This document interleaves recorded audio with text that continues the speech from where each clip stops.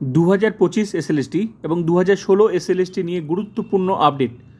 যোগ্যদের চাকরির মেয়াদ বাড়তে চলেছে, যেটা 31শে আগস্ট পর্যন্ত ছিল সেটা কিন্তু এক্সটেনশন হবে, এমনই আপডেট পাওয়া যাচ্ছে। আজকে কলকাতা হাইকোর্টে এসএসসি এই বিষয়টা কিন্তু বলেছে যে এক্সটেনশন হবে, সুপ্রিম কোর্টে আবেদন করবে।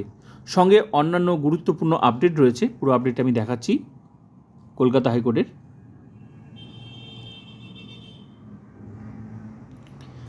এসএসসি যোগ্য চাকরিহারাদের নিয়ে বড় বার্তা দিল হাইকোর্টে। নিয়োগে সুপ্রিম কোর্টের ডেডলাইন বাড়াতে আবেদন করবে এসএসসি। সুপ্রিম কোর্টের সময়সীমা বাড়াতে আবেদন করবে এসএসসি। হাইকোর্টে ইঙ্গিত দিয়ে সওয়াল এসএসসির আইনজীবীর। আজকে কিন্তু ইঙ্গিত দিয়েছে যে 31শে আগস্টটা আরও বাড়বে, মানে এক্সটেনশন হবে। তো এমনই ইঙ্গিত দিয়েছে আজকে হাইকোর্টে। বোঝাই যাচ্ছে যে ডেট এক্সটেনশন হবে। সে তো এক্সটেনশন হবে, সেটা তো বোঝাই যাচ্ছিলো, কারণ এখনও 9-10 অনেক বাকি, 9-10 বাকি আছে, 11-12 এখনও প্রসেস শুরু হয়নি।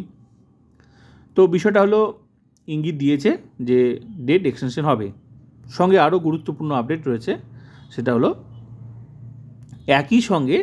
একসঙ্গে চাকরিহীন হয়ে পড়া মানুষগুলোর জন্য সত্যি খুব খারাপ লাগছে।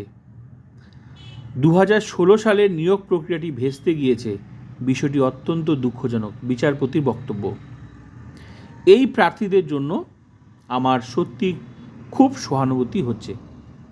বিচারপতির বক্তব্য, এটা গুরুত্বপূর্ণ বক্তব্য। অনেকগুলি বিষয় বিবেচনা করতে হবে, সংরক্ষণ, পূর্ব অভিজ্ঞতা, 10 নম্বর, পুরনো বনাম নতুন নিয়োগ প্রক্রিয়া। আগে এসএসসি নিজেদের ঘরের সমস্যাগুলো সবার আগেই গুছিয়ে নিক, মন্তব্য বিচারপতি অমৃতা সিনহার। তো গুরুত্বপূর্ণ আপডেট, আজকে কেসটা মানে উঠেছিল আর কি। তো হালকা নিয়েই হালকা বিষয় নিয়ে আলোচনা হয়েছে। তো এগুলোই জানা গেল যে আজকে কলকাতা হাইকোর্ট থেকে, যে তার মানে বোঝাই যাচ্ছে যে সুপ্রিম কোর্টে আবেদন করবে, ডেট এক্সটেনশন হচ্ছে যোগ্যদের চাকরির মেয়াদ, যারা আনটেন্টেড টিচার্স, যারা 9, 10, 11, 12 টিচার্স। সঙ্গে কেসগুলো বিষয়, সঙ্গে বিচারপতির বক্তব্য তো তোমরা শুনলেই। দেখা যাক কী হয়।